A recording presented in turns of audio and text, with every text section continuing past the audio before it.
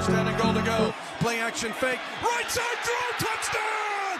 Kansas City! McCole Hardman with the catch on the right side.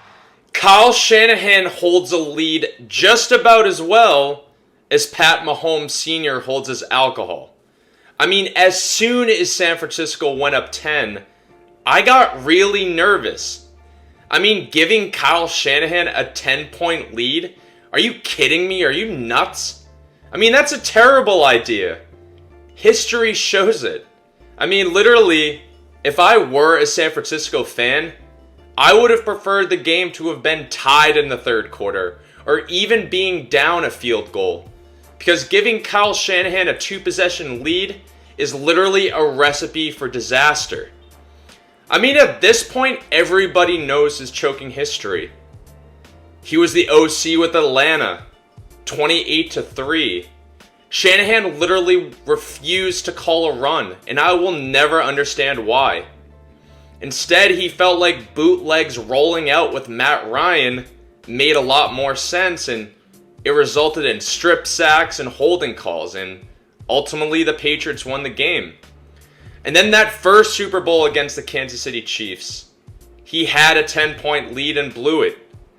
And then 2 NFC Championship games along the way, leads in the third quarter, blew it again. I mean, Kyle Shanahan is the definition of a choker, and to me, the most overrated coach in the NFL. I feel so passionately about this. I've never gotten the hype. I mean, I like coaches who can close. And look, the game's not entirely on him. I mean, I think that goes without saying. There was the muffed punt, a salute to 49er alumni Kyle Williams, and Christian McCaffrey uncharacteristically fumbled, and he wasn't all that great running the ball in the first half. Good receiving, but not, his usual dominant self. And Brock Purdy had a couple bad overthrows, and one in particular in the overtime. However, there are 2 main areas why I do give the majority of the blame to Kyle Shanahan. First, it's the second half play call. When you're up 10, you gotta worry about the clock, and you gotta run the ball. And your running back happens to be one of the best players in the league. A dude that probably should have won the MVP had that award not literally been a quarterback popularity contest. And he didn't, he called passes, and I didn't like it. I didn't agree with it. But I could have forgiven that. I really could have. If not for how Kyle handled overtime. With the new rules that news broke that San Francisco players weren't even aware of.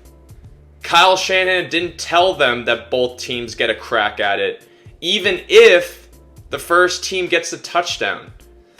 And so when San Francisco won that coin toss, Kyle absolutely should have kicked the ball off. I mean, these rules are closer to baseball now. There's a top of the inning and there's a bottom of the inning. I would have way rather seen Kansas City go first to kind of figure out how I wanted to call the plays. If Kansas City blew it, then you're probably going to call more conservatively because you just need a field goal. If it's a touchdown, then it's 4-down territory. You got to be more aggressive.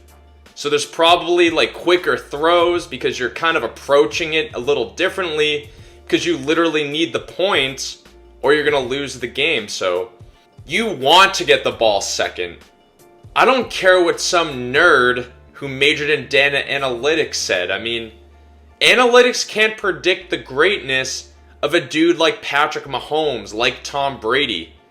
Analytics, spreadsheets, Excels, they can't computate that. I mean, they literally can't. And that's why I feel like data analytics is ruining sports. I mean, it was the same reason why Dan Campbell went for it on 4th down. And obviously, Kyle Shanahan was asked after the game why he, didn't defer and kick it. And he had some long-winded answer about how, they went over it and they ran the analytics, and analytics said that, getting the ball first was the way to go. Just absolutely stupid.